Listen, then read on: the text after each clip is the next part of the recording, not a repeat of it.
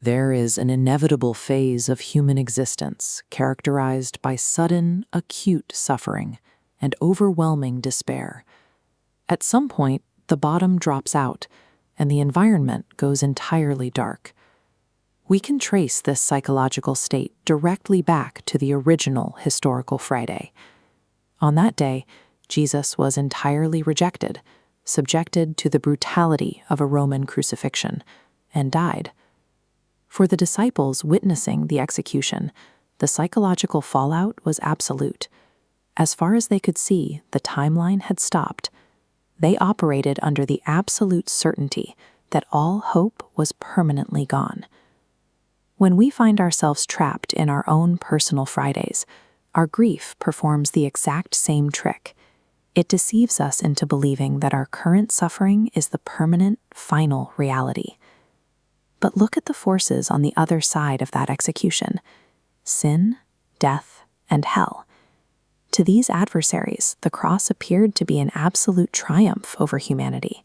This diagram illustrates exactly how hell viewed the event. The central threat was surrounded and extinguished.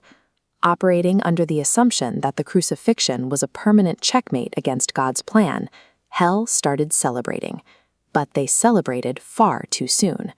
This apparent victory was actually a massive strategic miscalculation, born entirely from a limited perspective. Friday was never designed to be the end of the timeline.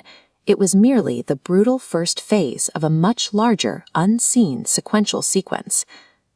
What follows that initial trauma is Saturday. The panic of Friday yields to a profound, agonizing silence and a forced period of waiting. The historical record shows the disciples hiding in fear, weeping and waiting without any real understanding of what to do next. They were likely checking the locked doors one more time, bracing for the worst. This timeline diagrams the in-between. After Friday's heavy blow, a silent void opens. We are suspended between a devastating event and a resolution that hasn't arrived. We recognize this void today, manifesting as unanswered prayers and deafening silence. The wait feels infinite. The human condition is largely a Saturday existence. We live our daily lives trapped in this uncomfortable tension between past trauma and future hope.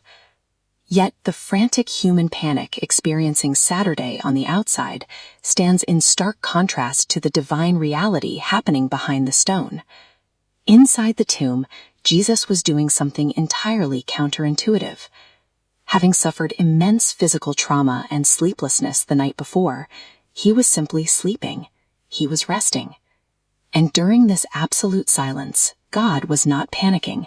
He was actively and quietly preparing the exact conditions required for the Sunday morning resurrection. The absence of noise does not mean the absence of action. Just because we experience total silence on our personal Saturdays does not mean the unseen machinery of deliverance has stopped working. Then the silence breaks. Sunday arrives with the violent rolling away of the heavy stone and the explosive opening of the grave. The forces that claimed victory 48 hours earlier face systematic defeat. Death itself is directly conquered, rendering it dead. This interconnected structure shows the mechanical breakdown of sin. Its inherent power is permanently broken, and the transactional debt over humanity is fully paid. Satan faces final humiliation. His grip is shattered and erased from the board. Because these specific forces are dismantled, the grave is stripped of its authority. It no longer possesses the power to dictate the final word of the human story. Easter is first about Jesus, but because he secured this historical victory, his timeline becomes the exact pattern for our own deliverance. When the grief feels persistent, when the stones seem unmovable, and when the tears won't stop, the pattern holds true. Sunday is approaching.